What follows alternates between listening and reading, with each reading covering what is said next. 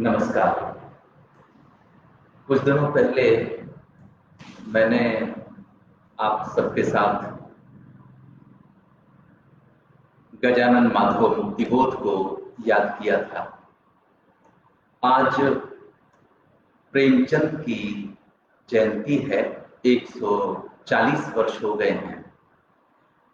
जब हम प्रेमचंद को याद करते हैं तो एक तरह से हमारा ध्यान जाता है हिंदी के रचनात्मक साहित्य के पुरखों की तरफ, और वो भी आधुनिक साहित्य, जो हिंदी में जो आधुनिक चेतना जगाने वाला साहित्य है। तो उनके पहले बस एक भारतेंदु हरिश्चंद्र की बात करना उचित है। और जिस तरह से भारतेंदु जी ने भारत की आत्मा की जो पीड़ा थी उसको समझा था, उनके बाद वास्तव में प्रेमचंद इस बात के लिए अधिकारी हैं कि ये कहा जा सकता है कि समूचे भारत की उस पीड़ा को उन्होंने कैसे अपने भीतर जज्ब किया। एक बात मैं यहां से शुरू करता हूं कि देखने की बात यह भी है कि उस समय जब हम कहते हैं हिंदी, तो हिंदी माने ना तो अवधि थी ना ब्रजभाषा थी, ये तो थी, पहले से ही थी ये। लेकिन हिंदी की अपनी जो खड़ी बोली में जो आधुनिक चेतना व्यक्त होने जा रही थी, उस खड़ी बोली के बनने संवरने का युग भी ये था। भारतेंदु जी ने पहले उसे संवारा, और केवल भाषा को संवारने के लिए नहीं वो काम कर रहे थे, उनको युग चेतना को व्यक्त करना था और भाषा को माध्यम के तौर पे मजबूत करना था। और प्रेमचंद भी इस काम को और बड़े स्तर पर उन्होंने किया। यहां हम ये देखें कि आधुनिक कहानी हम जैसे कहते हैं, या हम जब बात करेंगे हिंदी के उपन्यास की, कहानी की, तो निश्चित रूप से इसमें कोई संदेह है नहीं कि उनके पूर्ववर्ती जो भी थे उन्होंने काम तो किया ही था। लेकिन जब प्रेमचंद आए तो प्रेमचंद के साथ ही आधुनिक हिंदी उपन्यास, आधुनिक हिंदी कहानी, इसका सूत्रपात हुआ, कायदे से हुआ। उसमें वो चेतना जागी जो आधुनिक चेतना जिसको कहा जाना था और जिसको आगे चलता रहना था।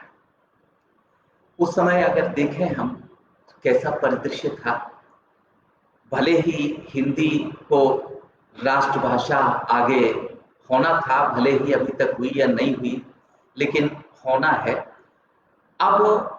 लेकिन बांग्ला, मराठी, दक्षिण की बहुत सी भाषाएं, उन सब में उनकी भाषा की परंपरा में आधुनिक चेतना का साहित्य कहानी के रूप में, उपन्यास के रूप में वो मौजूद रहा होगा, और मौजूद निश्चित रूप से वो है, सुविज्ञ लोग जानते हैं उसके विषय में। लेकिन अगर हम ये कहें कि इस उत्तर भारत का जो हिंदुस्तान है, इस पूरे हिंदुस्तान को अगर आधुनिक चेतना की बोली दी तो वो प्रेमचंद ने दी पूरी तरह से। उन्होंने इस तरह से काम किया साहित्य में, जिस तरह से मैं निश्चित रूप से कहता हूं कि भारतेंदु जी के बाद और कोई उस तरह से काम कर नहीं रहा था। एक बड़ा अजीब संयोग भी है, उसी समय हिंदुस्तान में आजादी के लिए आंदोलन के विभिन्न चरण जो एक के बाद एक चल रहे थे, उनका आरंभ तो हो चुका था, पर हम ये नहीं कह सकते हैं कि प्रेमचंद जी जो है वो किसी राजनीतिक संगठन से अपना कोई संबंध रखते थे, बिल्कुल नहीं। वे तो एक सरकारी मुलाजिम भी थे। और जो बहुत बड़ी दुखद घटना जिसका उल्लेख और भी विद्वानों ने किया ही है, क्यों नहीं करेंगे, उनको पता है वे सब चीजें। वो ये था कि प्रेमचंद की सोज़े वतन, जो उनका पहला उर्दू में जो कहानी संग्रह था, उसको ब्रिटिश सरकार ने उसी समय जो है जब्त कर लिया था। कलेक्टर ने उनको बुलाया और बुला करके उन्हीं के अपने रचित साहित्य में आग भी लगवाई। तो ब्रिटिश साहित्य से, उस साहित्यकार का, ब्रिटिश साम्राज्य से कहना चाहिए था, मैं माफी चाहता हूं, ब्रिटिश साम्राज्य से उस साहित्यकार का एक व्यक्ति के तौर पर भी टकराव बिल्कुल साफ साफ हो चुका था। आमने सामने की लड़ाई उनकी शुरू हो गई थी और असमर्थता इतनी थी प्रेमचंद के, अपने व्यक्तिगत जीवन की बात भी इसमें आती है कि वे नौकरी को छोड़ नहीं पा रहे थे। अपना परिवार, उनको पालने के लिए वे इतनी हिम्मत नहीं जुटा पा रहे थे। भले ही इस तरह से वे एक तरह से दो पाटों के बीच में साबित रूप से पिस रहे थे। और उस समय को उन्होंने, जो उस समय का जो भी रचित साहित्य था, जो इस तरह का था जिसमें बड़ी रोमानी किस्म की चीजें हुआ करती थी, उस साहित्य को वो पढ़ते रहते। लेकिन उस साहित्य का जब एक स्वयं लिखने पे आए तो उस रोमांटिकता का कोई रंच मात्र प्रभाव उनके ऊपर नहीं था। उन्होंने जो शुरुआत करी अपने लेखन की, मैं तो ये बात आज अब मैं कह सकता हूं कि प्रेमचंद का साहित्य लेखन अपने आप में एक संपूर्ण आंदोलन था। एक लेखक का, एक लेखकीय तौर पे, एक जैसे भारत की आजादी के लिए आंदोलन एक लेखक ने भी शुरू किया। उधर महात्मा गांधी दक्षिण अफ्रीका और वहां से फिर लौट करके यहाँ काम कर रहे थे। उस समय का भारत, हम ये कह सकते हैं कि एक बार इसी उत्तर भारत को लगभग 450 वर्ष पहले गोस्वामी तुलसीदास ने रचा था। और अब इसी उत्तर भारत को साहित्य के बहाने से, साहित्य के उस परंपरा में प्रेमचंद एक बार नए सिरे से रच सकते थे। ये बात मैं ही नहीं, बल्कि मैं विनम्रता पूर्वक याद करता हूँ, डॉक्टर रामविलास शर्मा जी ने अपने प्रेमचंद और उनका युग में ये बात कही है। मुझे बड़ी खुशी हुई जब मैंने इस बात को, मैं सोचता तो था लेकिन कह नहीं पाता था उस तरह से, लेकिन जब उन्होंने कही तो मुझे बड़ा बल मिला कि हाँ, कम से कम मैं सोचता तो ठीक ही था। तो ये उत्तर भारत जो है वो बिल्कुल प्रेमचंद के द्वारा ही ये आधुनिक चेतना साहित्य के मार्फत जो है रची गई है उत्तर भारत की। और हम ये देखें, अब मैं थोड़ी सी बात विधिवत यूं करना चाहता हूं कि प्रेमचंद ने अपने साहित्य में वही चिंताएं उठाई जो निश्चित रूप से उस समय के हिंदुस्तान की चिंताएं थीं। वे चिंताएं गांधी जी के पूर्ववर्ती जो राजनीति में आने वाले लोग थे, तिलक जी थे, या उनके पहले और भी जितने भी थे, मैं उसमें अधिक उसमें नहीं जाना चाहता, मैं साहित्य पर ही केंद्रित रहना चाहता हूं इसलिए। लेकिन प्रेमचंद ने राजनीति को कोई अछूत नहीं माना, ये सबसे बड़ी बात थी। जैसा कि हम बाद के साहित्यकार में देखते हैं, वो दुष्यंत कुमार ने जिस तरह से लिखा कि भाई वो जब इस तरह की कोई राजनीतिक बातचीत चलती है तो साहित्यकार लोग तो उठ करके दूर बैठ जाते हैं। मुझे शेर ठीक याद नहीं है, वरना मैं जरूर, आप सब लोग उसको जानते भी होंगे। शरीफ लोग उठे और दूर जा बैठे। तो इस तरह के शरीफ नहीं थे प्रेमचंद जी।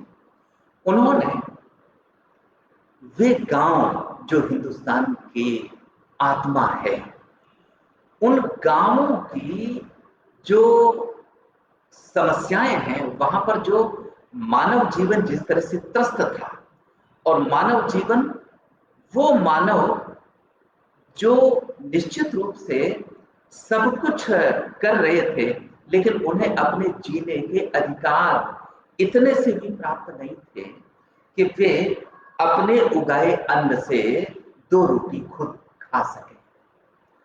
ऐसा शोषित और पीड़ित हिंदुस्तान उन्होंने अपने साहित्य के जरिए दर्ज किया। और उनके यहाँ का जो गांव है उसमें कोई अन्नदाता और ग्राम देवता जैसे शब्द नहीं। ये वो जीते जागते गांव हैं हिंदुस्तान के, जिनमें एक से एक चालाक बदमाश वो सब रह रहे हैं, जो वहां वकीलों के दलाल बनकर के काम कर रहे हैं, थाना और पुलिस के दलाल बन के काम कर रहे हैं, राजनीति के ऐसे दलाल बने हुए हैं कि गांव के साधारण लोगों को पूरी तरह से जैसे जकड़ करके, जैसे मकड़ियां जकड़े हों जाल में, ऐसे कीड़े मकोड़ों की तरह।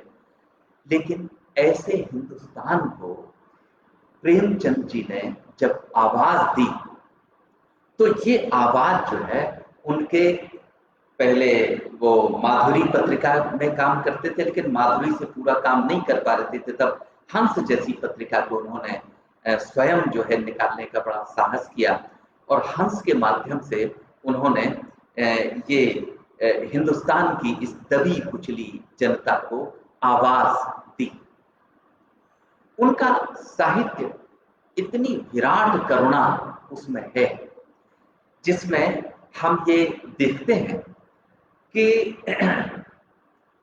पहले तो वे किसान की, सबसे पहले तो किसान की बात की। किसान तो मूल है उनके समूचे साहित्य का, और उस किसान की बात करते हुए वे एकदम से ऐसा नहीं कहते कि वो विद्रोही चेतना के साथ आ गया, नहीं। वो वही किसान है जो तुलसीदास के रचे उत्तर भारत में पला पोषा और उसकी पीढ़ियां उसी में बड़ी हुई। ये वही किसान है।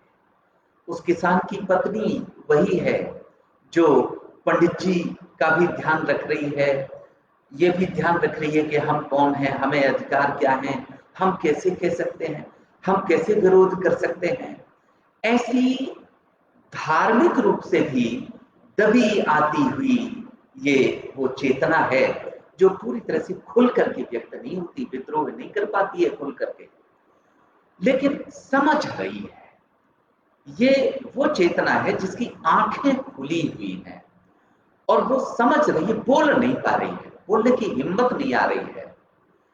ये हिम्मत धीरे धीरे करके जो है आई है, और इस आती हुई हिम्मत को प्रेमचंद ने पहचाना।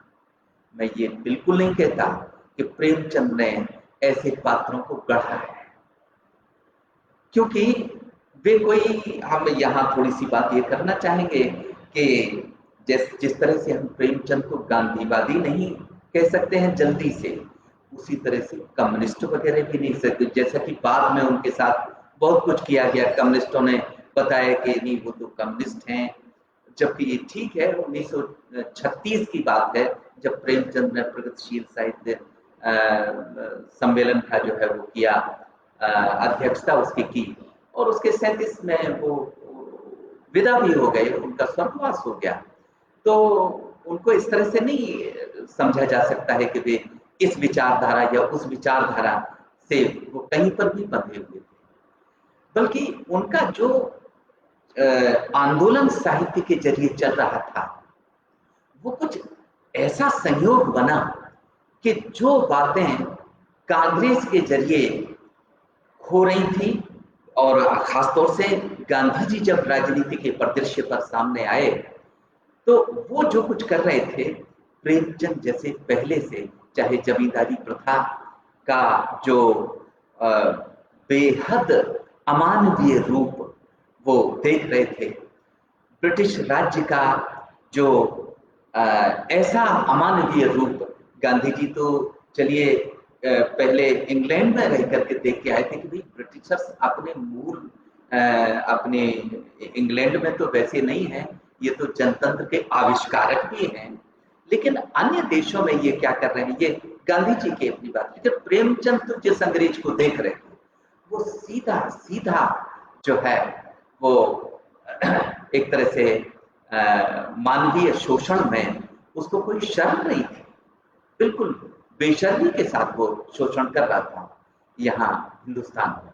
इसलिए प्रेमचंद इंग्लैंड वाले अंग्रेज को यहाँ नहीं देख रहे, और इसीलिए उनके अपने साहित्य में जो हलचल थी न तो वो बनावटी है और न ही वो इस तरह से है कि जिसको वो देख ना पा रहे, वो देख रहे हैं कि ये जो उनका जो घीसू माधव है, मुझे एक कहानी और याद आती है, मैं उसका नाम आपको नहीं बता पाऊंगा, लेकिन आप सब उस कहानी को जानते होंगे। अभी कुछ ही दिन पहले जो यूपी बोर्ड का इंटरमीडिएट का पाठ्यक्रम था उसमें नमक का दारोगा कहानी को हटा करके उस कहानी को लाया गया था, और मुझे उस कहानी को देखने का मौका मिला। उस कहानी का जो पात्र है वो शुरुआत होती है कि उसके पिता है, और उसके पिता जो है वो किसान है, उनके पास 2-3 बीघा जमीन है, बैल हैं और वो खेती करते हैं। अब होता यह है कि किसान के साथ कर्ज की एक बड़ी, प्रेमचंद इस जानी बूझी इस चीज को बहुत बार उन्होंने इसको लिया है अपने संज्ञान में।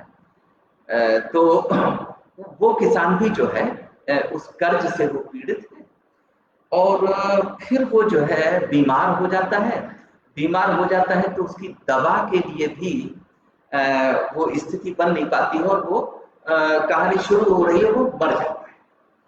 अब उसके बेटे पे आता है कि वहां जो जमींदार है उसने उसको संदेशा भेजा कि भाई देखो ऐसा है कि तुम्हारा पिता बड़ा भला था और हम नहीं चाहते कि तुम्हारे ये खेत जो है वो किसी और को दिए लगाम पे उठाए जाएं, इसलिए बेहतर यह है कि तुम ही जो है ले लो इन खेतों को, हम चाहते हैं कि तुम ही ले लो। और वो तो खैर चाहती है, लेकिन अब जब वो जमींदार ये बताता है कि हम भी क्या करें, अब वो अंग्रेज जो हैं, हाकिम जो हैं, तो हमें तुमसे कमा के उन्हें देना पड़ता है, हम तो बीच में पापी बने हुए हैं लेकिन मजबूर हैं।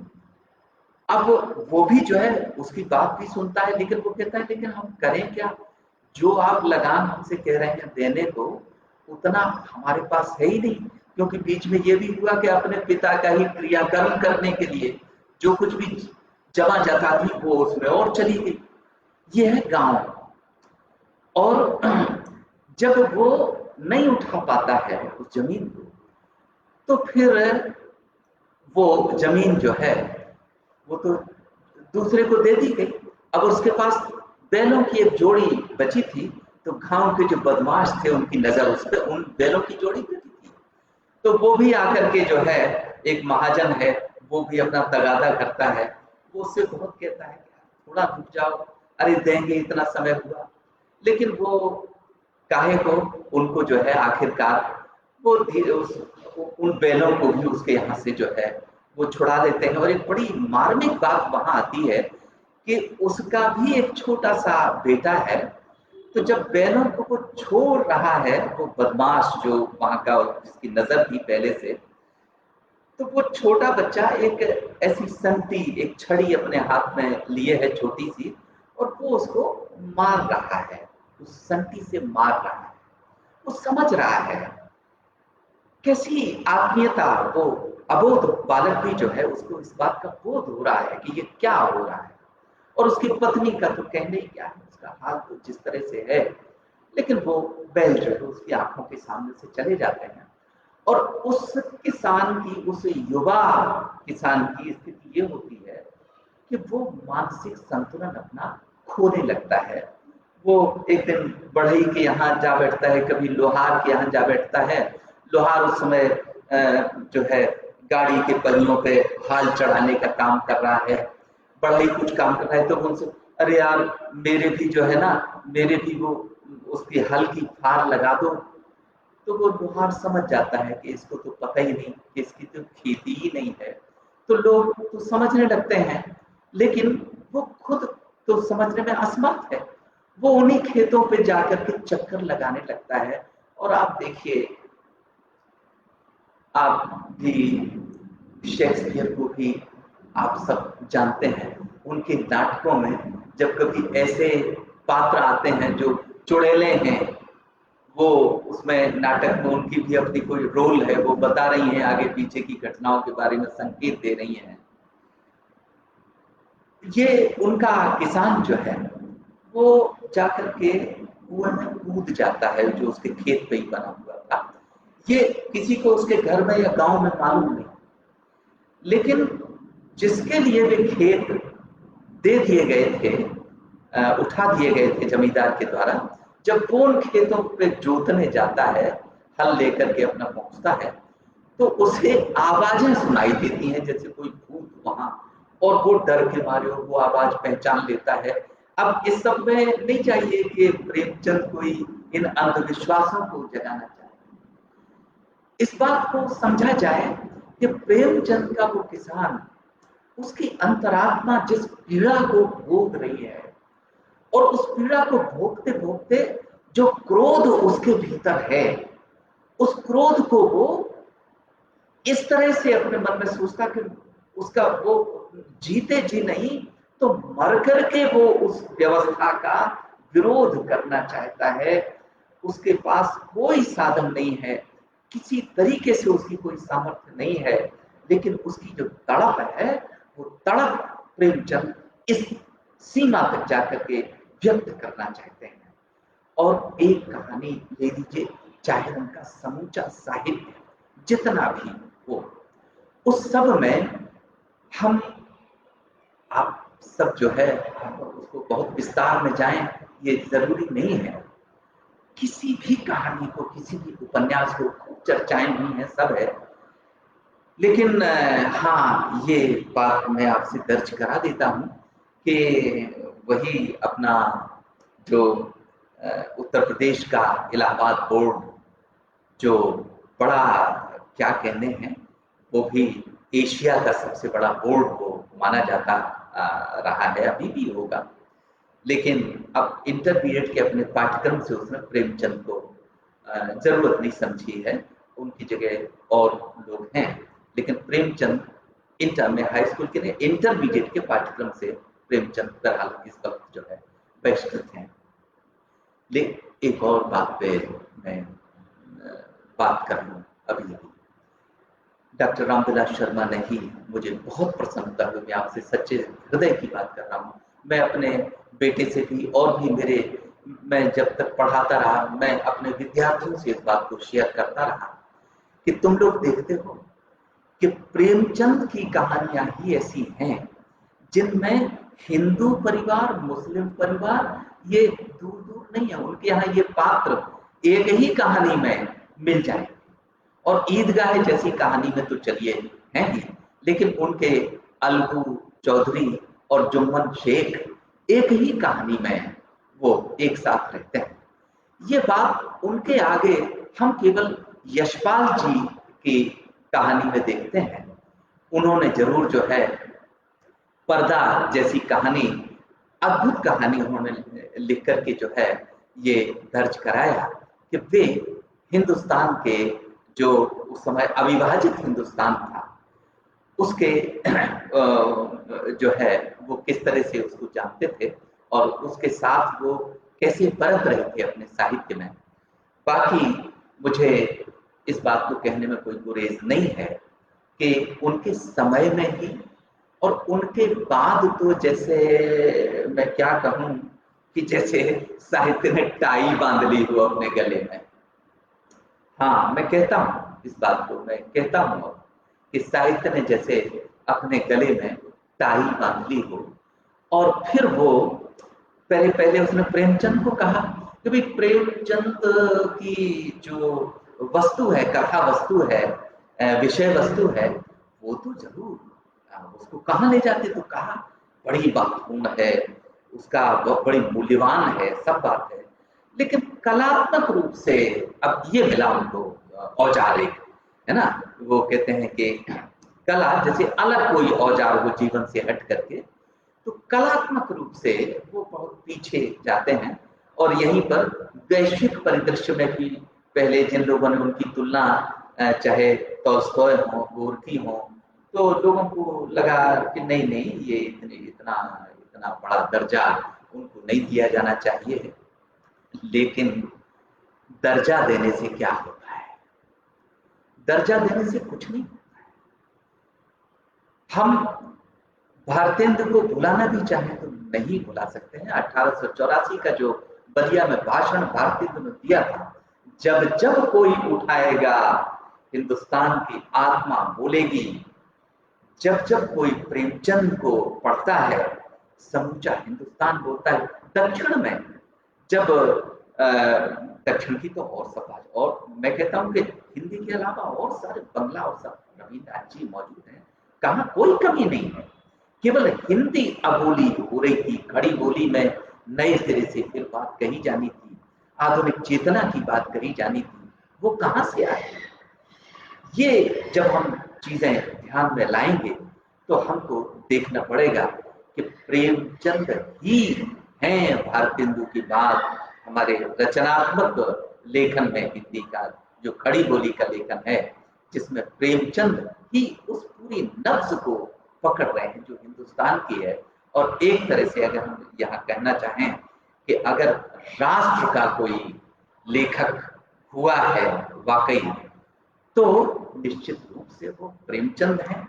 और आधुनिक रचनात्मक साहित्य का, आधुनिक कथा साहित्य का जन्मदाता भी प्रेमचंद ही हैं। इसको दोहरा लेना चाहिए हमें, क्योंकि इस हमें भुलावे में डालने के लिए भी बहुत सी चीजें, जैसे आज आप देखते होंगे कि गांधी जी के लिए भी जो है बड़े पेट में मरोड़े उठ रही है ना। इसी तरह से प्रेमचंद को लेकर के भी कुछ समय पहले तक कहा कि नहीं नहीं, प्रेमचंद की छोड़ी हरिजन यातना को जो है, हरिजन शब्द तो खैर अब बहिष्कृत हो चुका है, गांधी जी का और प्रेमचंद का जो ये शब्द था, एक सम्मानित सा शब्द था, उसको निकाल दिया गया है। ये बताया गया कि नहीं नहीं, वो तो उस पीड़ा को समझ ही नहीं सकते। अब मैं अगर ये कहूं कि वाल्मीकि जी ने क्रौंच वध की जो बात कही जाती है कि उसमें से जो है उसने बहेलिये ने, व्याध ने जो है एक को मार दिया है, तो उसकी पीड़ा से वाल्मीकि जी इतने प्रभावित हो गए, स्वयं उनकी करुणा इतनी जाग गई कि उन्होंने रामायण जैसा काव्य रच दिया। अब जबकि होना तो ये चाहिए था कि वाल्मीकि जी को क्रौंच होना चाहिए था, जब भी क्रौंच स्वयं होते तब क्रौंच की पीड़ा को समझ पाते। तो सोचिए किस तरह की बात है। क्या इन बातों से कुछ काम चलने वाला है हमारा? और काम चलता होता तो चल जाता। ये केवल झगड़े की बात है और कुछ नहीं है। और झगड़े की बातें जिन्हें करनी है वे प्रेमचंद पे भी यही कहते रहेंगे कि नहीं, उन्होंने तो बड़ा अपमान किया, उन्होंने इस तरह से इस फला जाति सूचक शब्दों का प्रयोग किया, कहीं कुछ किया। ऐसे लोगों पर जिनको बात इस तरह से करनी है, वे समग्रता में ना उन्हें समझ सकते हैं और ना दरअसल वे अपनी पीड़ा को समझ सकते हैं। उन्हें केवल, मुझे यह कहने में कोई हिचक नहीं है कि वे सिर्फ अपने अहंकार को ही व्यक्त करेंगे, चाहे वे अपनी जाति के लिए काम कर रहे हों। और यहां तक कि वे, मैं क्या कहूं, मैं तो कहता हूं कि वे उस कोटि के लोग हैं जो बड़े ही पांडित्य अपना कितना भी बघारे हैं। जो बहुत से लोग कहते हैं मैं तो ईश्वर के लिए काम कर रहा हूं, जैसे ईश्वर को जरूरत हो तुम्हारे काम करने की, है ना। तो वे ईश्वर के लिए काम करते हैं बहुत सारे लोग। अब क्या कहा जाए उनको, है ईश्वर जो अगर जैसा माना ही जाता है, जो समस्त सृष्टि का रचयिता है, उसके लिए तुम क्या काम करोगे? काम करोगे तो मनुष्य के लिए काम करोगे, है ना। लेकिन नहीं, मनुष्य के लिए काम नहीं, हम तो ईश्वर के लिए काम करने लिया जाए। मुझे पूजो, सारी बात ये आती है उसके पीछे निकल के कि भाई मुझे पूजो, मुझको देखे बिना तुम कैसे ईश्वर की तरफ चले जा रहे हो। ऐसे ही साहित्य में भी ऐसा हुआ कि जब साहित्यकार को ये लगने लगा कि भाई जरा मेरे मार्फत देखा जाए। अब जो चीजें स्पष्ट हैं, समाज में मौजूद हैं, उनको ना देखो, मेरे माध्यम से देखो इन चीजों को। जो भी महान साहित्यकार हैं, संपूर्ण देश भर की सभी भाषाओं के साहित्यकारों को देखा जाए तो उन सब ने जो है तभी महान साहित्य की रचना की है जब दरअसल उनके भीतर का अहंकार पूरी तरह से विलीन हो गया। इसके लिए अलग से कोई साधना पद्धति की जरूरत उन्हें नहीं थी, बल्कि केवल उस पीड़ा के बोध की जरूरत थी जो उनके समय में चारों ओर व्याप्त थी। और उस पीड़ा को जो भोगने वाले लोग थे वे स्वयं तो नहीं कुछ कर सकते थे। अगर वे कर सकते होते तो निश्चित रूप से उन्होंने तो कर ही लिया होता, लेकिन ऐसा नहीं होता है। भोक्ता अकेला विद्रोही हो जाए नहीं, संगठन की जरूरत होती है, उसकी चेतना को बल देने की जरूरत होती है। ये बल देने का काम ये जिन साहित्यकारों ने, जिन राजनीति में जिन महान लोगों ने वो काम किया है, उन्हीं से उस पीड़ा के हल निकले और वो पीड़ा जितनी भी हो सकी उतनी कम हुई है।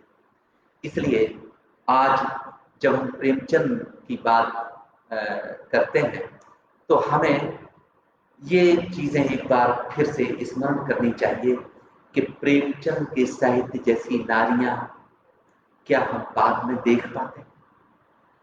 ये नारियां गढ़ी हुई नहीं थी। अगर ये गढ़ी हुई तो इनके प्रमाण हमें मिलते हैं उसी समय समकालीन आंदोलनों में मिल रहे हैं कि गांधी जी के साथ कितनी नारियां हिंदुस्तान की, उनमें कोई ये नहीं, ये भेद नहीं था कि कौन पढ़ा लिखा कौन गैर पढ़ा लिखा, कौन कहाँ का कौन कहाँ का, ये कुछ नहीं था। वे लगती नहीं, वे नारियां काम पे, उनकी नारियां देखें उनके उपन्यासों में किस तरह से वे नारियां जो है बोलती हैं, अपने पतियों तक को वो प्रेरित करती हैं। इस तरह से जो मर्दवादी रुझान पहले से बने हुए आ रहे थे, प्रेमचंद ने उनको पूरी तरह से तोड़ा।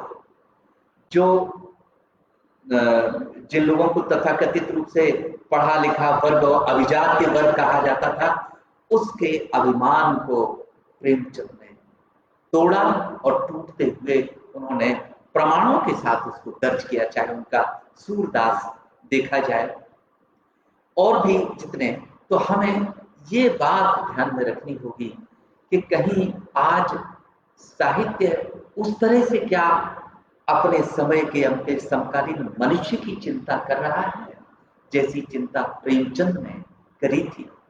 और इसीलिए प्रेमचंद हमारी धरोहर थे, हमारी धरोहर हैं और हमारी धरोहर रहेंगे। अगर वो हमारी धरोहर नहीं रहेंगे तो हम भी नहीं रहेंगे।